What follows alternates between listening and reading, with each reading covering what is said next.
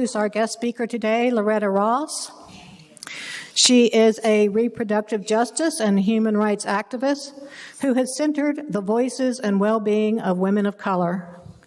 In 1997, she co-founded Sister Song, Women of Color Reproductive Justice Collective. She also founded the National Center for Human Rights Education to offer education and training in combating racism, anti-Semitism, and white supremacy. More recently, Ross has turned her attention to social media and our increasingly fractured civil discourse. She also offers classes online to everyone. Loretta, you want to share how people can get on your list?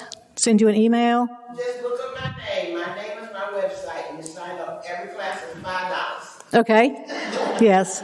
And they're very instructive. I've taken a few. She's got one coming up on the 16th that I've signed up for. In 2022, she was named a MacArthur Fellow. She is a visiting associate professor in the study of women and gender at Smith College, and she's a longtime friend of First E. Please welcome Loretta Ross.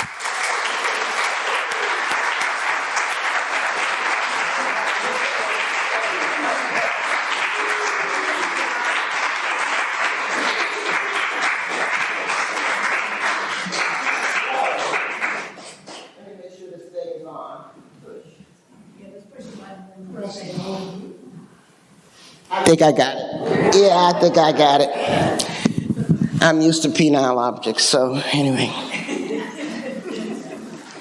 Let me sit down. It is such a blessing to be an old lady that can still be here to say good morning. You know, I try to tell everybody, any morning you can say good morning is a damn good morning, you know? Because the alternative really sucks. So I always enjoy my time coming to First E. I really should come more often because every time I come, I cry about how wonderful it is to be here. And I love, and y'all not going to appreciate me saying this, but I even love the messiness. That you don't have to be perfect, that everything will not just go so smoothly and stuff. And I really love the way y'all center your community and your people and the way you conduct the services that makes everybody feel like you're important to be here and stuff. The emphasis ain't on who's on stage, but who's in the chairs. And I love that about y'all. I love that about y'all. But, you know, I teach up north. I live up north most of the time, so I don't get a lot of time to come down here. But you do need to change my bio. I'm no longer a visiting professor. Smith gave me tenure a couple of years ago. And then on top of that, amongst my 6 jobs, I took an appointment at Yale University. So I guess I'll be up there for a while.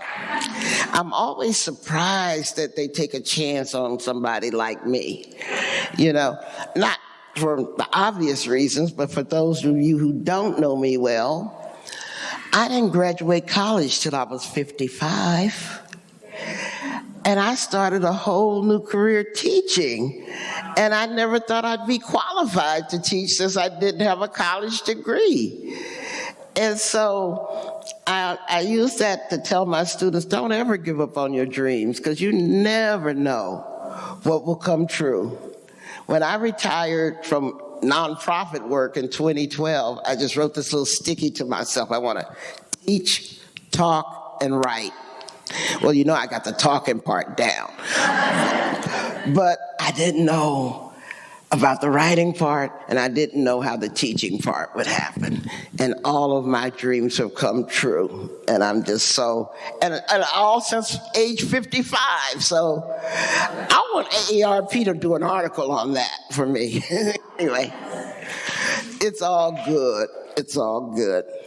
I also have my own couple of Jimmy Carter stories. Well, I ran a National Center for Human Rights Education here for a decade, teaching people what their human rights are. So, of course, I did a lot of work with the Carter Center.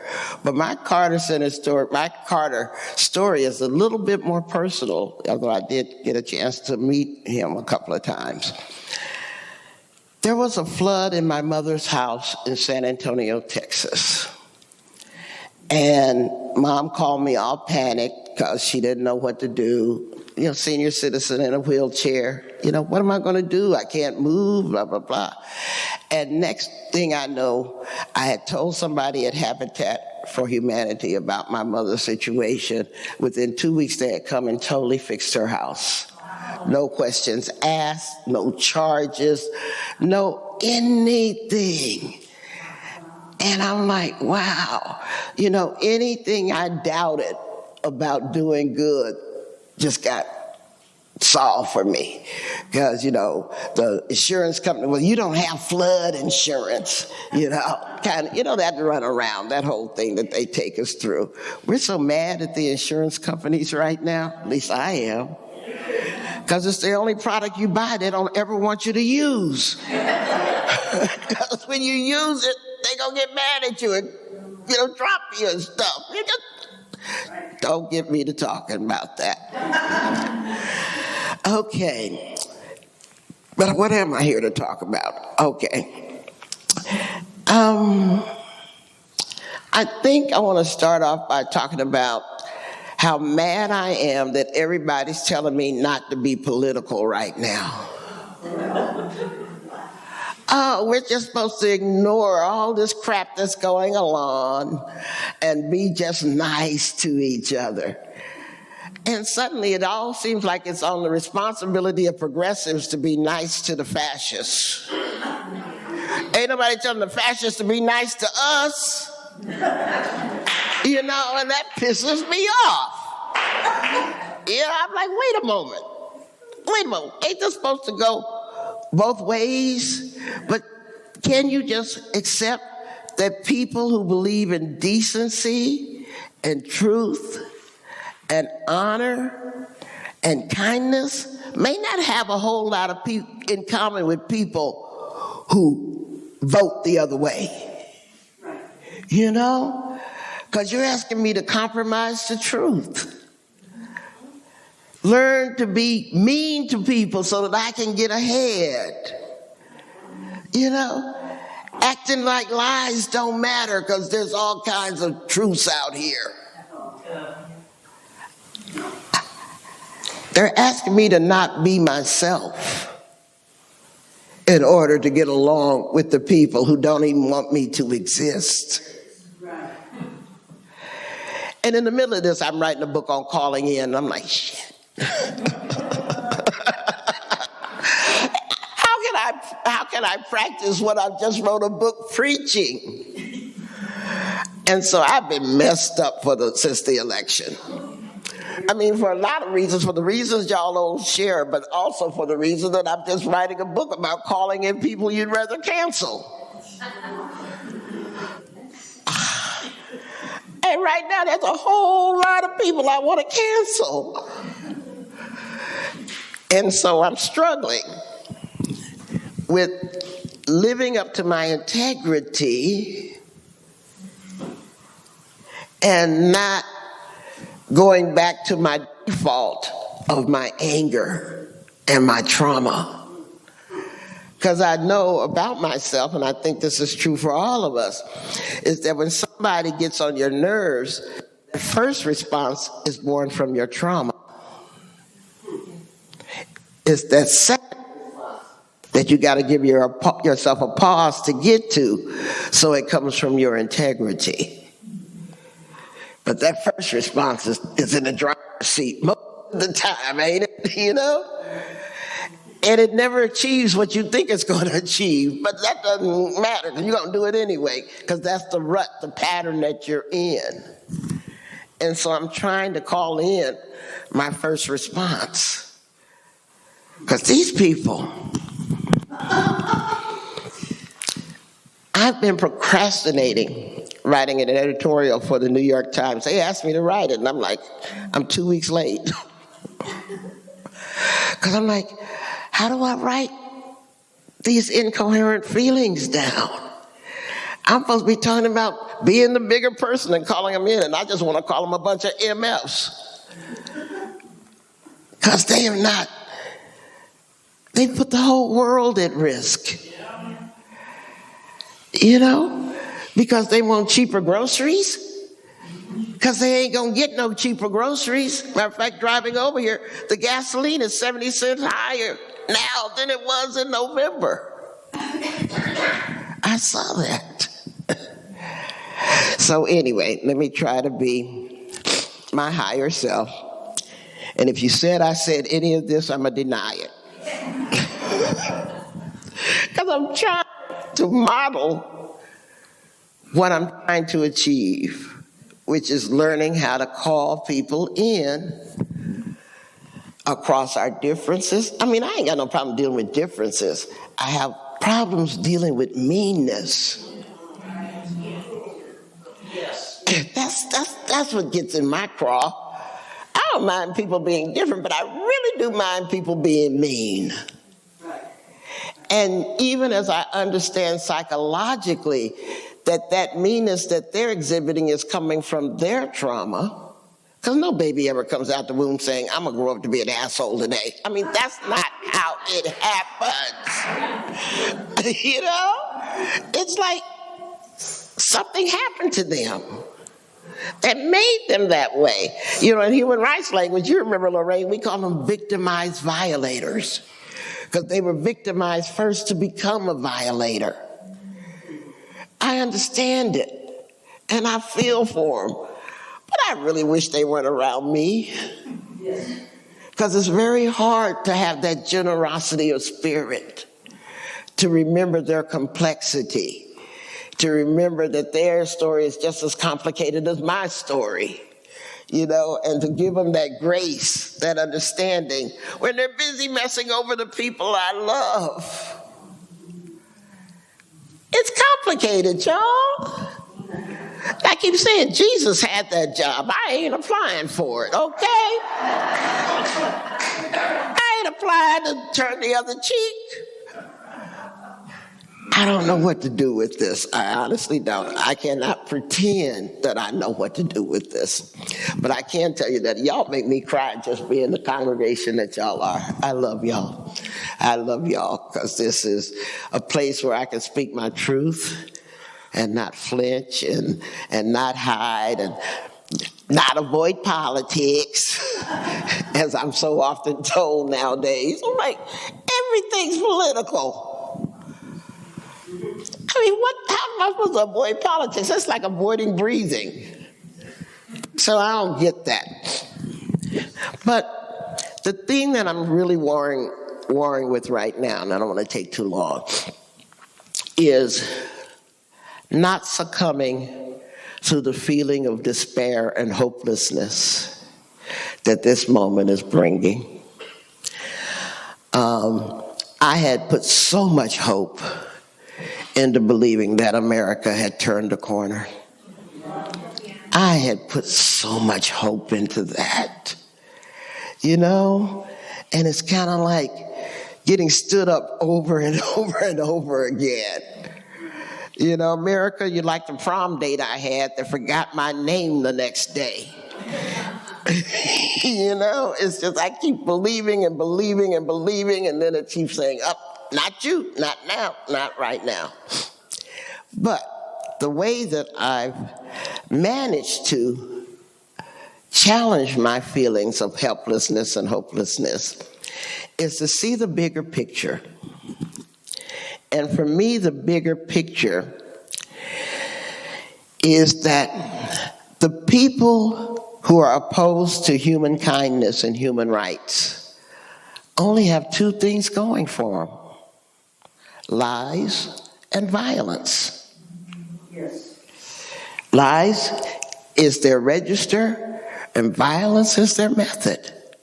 That's all they got going for them. And those are limited in their effectiveness, because even the most oppressed people rise up against violence, and even the most deluded people still search for the truth. So that's short-term stuff. And then on our side, what do we have? We have the truth. That's why they're afraid of the truth, because they want to repeat what they did in the past. They're afraid of the truth. We have evidence. Do you know how hard it is to bury evidence?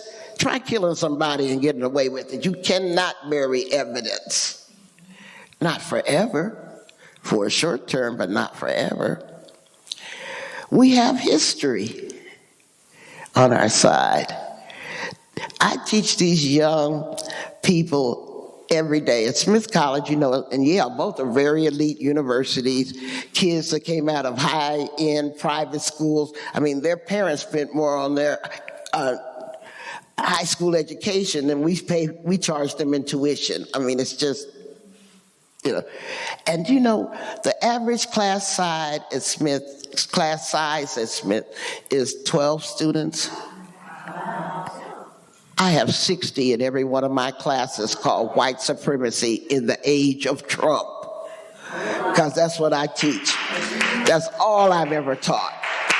I could teach about reproductive justice, but I let my other feminist people teach about that. I teach about white supremacy. And I've done it for 7 years.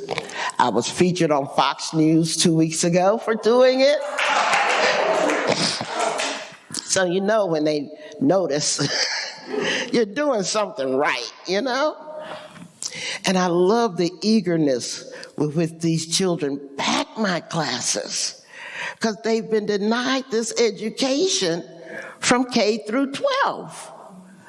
And they show up eager to learn the real history that has been forbidden for them to learn.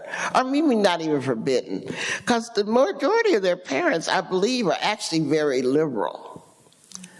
But people can't teach what they don't know, right?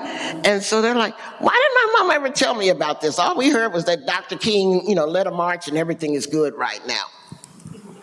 And, we've never questioned Thanksgiving, or those kinds of things. We just, that racism. We need to be colorblind, And it's a meritocracy and da-da-da and da-da-da and da-da-da and da-da-da. Which I really urge them to understand that if you fail to teach your children the truth, that's called bad parenting. And when they find out, they're going to feel that you lied to them their entire lives. It's going to discredit everything else you told them, because you didn't teach them some fundamental things that they didn't learn until they did that racial microaggression and somebody slapped them upside their heads. Yeah, but then the other thing I have to teach them, don't go home and turn over the Thanksgiving table just because you learned a little bit. This ain't the time to call out grandma, right? Because in addition to this radical knowledge, you need radical love practices to use it responsibly. And that's what calling in is. It's a radical love practice. So that even if you think you know better than somebody else, you don't assume you are better than somebody else. So I'll close with talking about how you do it. But the last thing I want to say that's working on our side is time. I don't care how much money Elon Musk has. He does not have the power to make us forget the entire 20th century. And you just don't get to repeal that because you don't like it anymore. You really? We're just going to wake up in the 19th century and act like we didn't notice? Whether it comes to women's rights, civil rights, environmental, child labor, all this crap. I mean, there was what was it called? The Golden Age, when all the robber barons had monopolies and stuff. What was that called? The Gilded Age, thank you. There was the Gilded Age. We learned then, and we're going to kick your ass now. Because you know what we have and we didn't have then? We have democratized information. I don't care how many books you can ban. Every book you ban, the kids put on their must-read list. You know? And we don't have to brainwash them. They accuse leftist professors of brainwashing students, and I think that's so cute. Because if I could brainwash them, they turn their damn papers in on time. I can't brainwash students. All I can do is offer them all knowledge that they may not have gotten before. And so let me start to shut up. Keep in mind that we hold a winning hand because we got truth, evidence, history, and time on our side. And there's no group of stupid men. Oh, I shouldn't have said that, but I'm trying to call them in. There's no group of benighted men, maybe that's a better way, who can defeat those existential forces. Yeah, I don't believe that. Now, the problem that really makes me angry, though, is that I'm not in control of the timeline. You know? Because if I were in charge, this stuff would be way over a long time ago. Actually, I talked to a lot of black students at my colleges who say they're exhausted by the need to fight white supremacy. This stuff should be over. Can I just be a student, a regular student, just going to classes and blah, blah, blah? And I have to remind them of a couple of pertinent facts. First of all, if white supremacy could be defeated by black people alone, it would have been long gone. We have proven over 500 years that we can't do it by ourselves, okay? You got that memo? So that means we need white people devoted to fighting white supremacy to fight it alongside of us. And I need to stop and explain. White supremacy is an ideology, a body of ideas. Whiteness is just some made-up identity, just like blackness. I mean, we're all human and stuff. It's just a way to organize society to say who's on the top and who's on the bottom. That's all whiteness is, right? Obviously, not all white people are white supremacists, and not all white supremacists, sadly, are white. Think about Clarence Thomas, or, you know, all these bozos that Trump is appointing in his cabinet. Obviously not white, I mean, you know, but still believe in white supremacist ideology. So that's the first thing I said. We need people with white identities to fight ideological white supremacy. And don't get those confused. But more importantly, I chant to them the saying we had in the civil rights movement. Don't imagine that you're the entire chain of freedom. Because the chain of freedom stretches back towards your ancestors and stretches forward towards your descendants. So your only job, if you choose to take it, like they used to say in Mission Impossible, your mission, if you choose to take it, is to make sure that chain don't break at your link. That narrows your job right there. Just don't break at your link through apathy, cynicism, despair, hopelessness, because none of that actually looks good on you, but just don't do it. And accept that as a black person, you have the privilege of saying to white people something that would have gotten your grandparents lynched. You get to call out white supremacy, you get to work against it, you get to identify the ideas around it, and you get to challenge the patterns that perpetuate it. So you have a choice. You don't have to do it, but know what you're walking away from if you choose not to do it. And I say the same thing to white people too. You don't have to fight white supremacy. Y'all will have great lives and probably better lives if you don't. Because there's a reward to going along with oppression if you have the opportunity to do so. That's why all these colored people are trying to do it.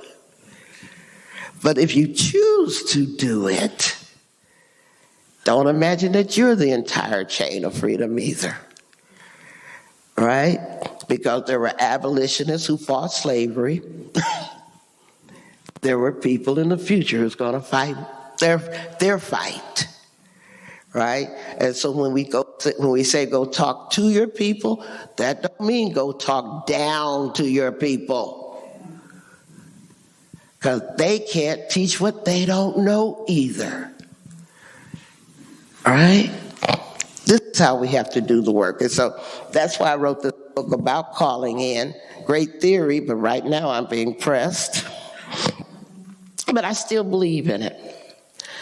I believe that the majority of people have an inner kindness that can be animated. And the reason I believe that, do you know how wonderfully people act after a natural disaster? They effortlessly want to help. They don't stop to say, did they vote Republican? Are they the right race? Do they have their immigrant papers? They don't stop to do that. They ask, do you need some water? Do you need some electricity? Can we cut this tree down for you? Whatever. I know that's in the majority of human beings. So the calling in practices call on people to bring that side that's already in them versus criticizing the things you don't like about them. That's the paradigm shift. Where you can say, I know you're a good person. I know you would help somebody if you saw they were hungry or homeless, or, through your church, you'll do this for poor people and stuff like that. And so, since I know you're a really good person, because I see it in you every day, what is happening for you to say those ugly things about people you don't even know? Help me understand which one is the real you. That's how you call somebody in. Which one is the real you? The person, the great person I know you are, or the person who thinks it's okay to say mean things about other people? Because I need to know what kind of friend I actually have. I'm going to love you either way, but I need you to help me understand who you are in showing up in the world.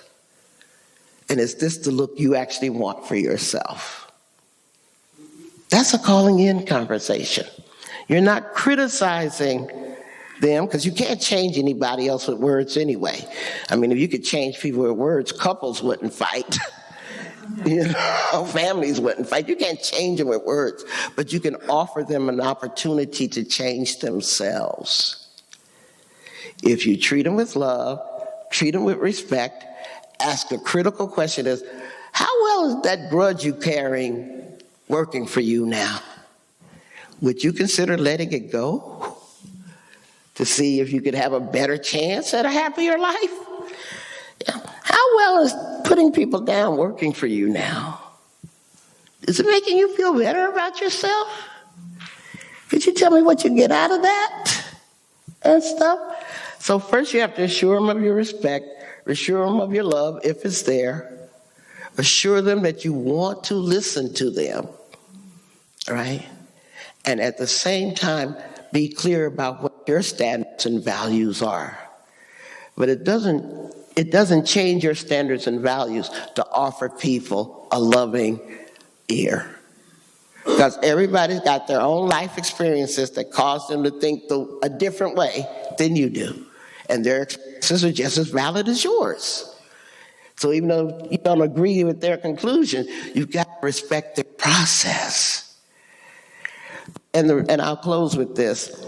A lot of people are talking about how to have constructive conversations, what words to use, and blah, blah, blah. And I'm like, yeah, there's a whole cottage industry in that. I thought I was writing a unique book when I started 10 years ago. Now there's like 50 of them every year telling how to heal our political divide. I mean, I'm not actually concerned about the political divide. I'm concerned about the abandonment of our humanity.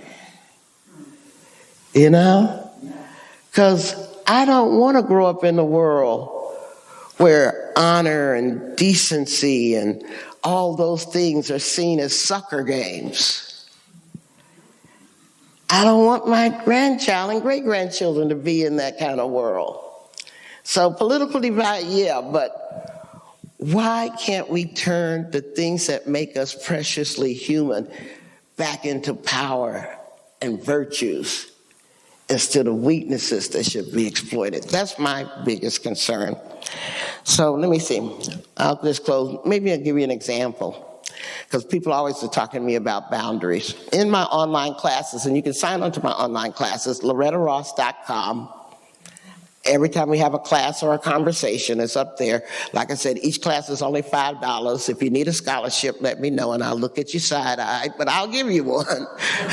You know, because I don't know where you can get $5 consciousness for, but if you need it from, you know, someplace else, but if you need a scholarship, we'll let you in. But in my online classes, I had a blind participant. You might have been in that class, Lorraine, because you come all. And she said that because she's blind, every time she has to walk up a step or go through a door, this hand comes out of nowhere and puts it on her body to help her out. And she said, I can't help but react badly to that because it feels like an assault to me. I can't see it coming. You know, all of a sudden this strange hand is on me, and, you know, I just go ballistic. What can I do with that? I said, well, I know how you feel. But most of us wouldn't want some random strangers walking around putting their hands on us. That's just basic humanity. And I don't know why they ignore it just because you're blind, but that's just basic humanity. But I said, instead of seeing it as an assault, why don't you reframe it as bad kindness? You know? Because that you want to build up that kindness impulse. You don't want people to be less kind. But if you jump down their throat for being kind, that's what's going to happen. Right? I said, so we'll reframe it as bad kindness. You'll first thank them for trying to help you. Step one. Step two, though, you'll set your boundary. And you'll tell them, you know, because I'm blind, I can't see these hands coming at me, so it doesn't make me feel comfortable, you know. So please don't do that anymore. And then step three, but if you care about helping somebody who's blind, let's have a conversation about what you can do next time. That's a calling in. You turn what is a conflict into a conversation. By assuming the best of them, building up what they're doing good, not focusing on what they're doing wrong, and build that shared bond of humanity based on kindness and generosity and treating each other better. And you can do it everywhere, at the DMV with the person who's pissing you off when you're trying to get your driver's license, or with the family member who gets attention by always saying something racist or homophobic or transphobic or whatever. It works in all of those situations, believe it or not. I've had the most surprising conversations with the most unlikely people when I chose to call myself in first before I called them out. So thank y'all for listening to them.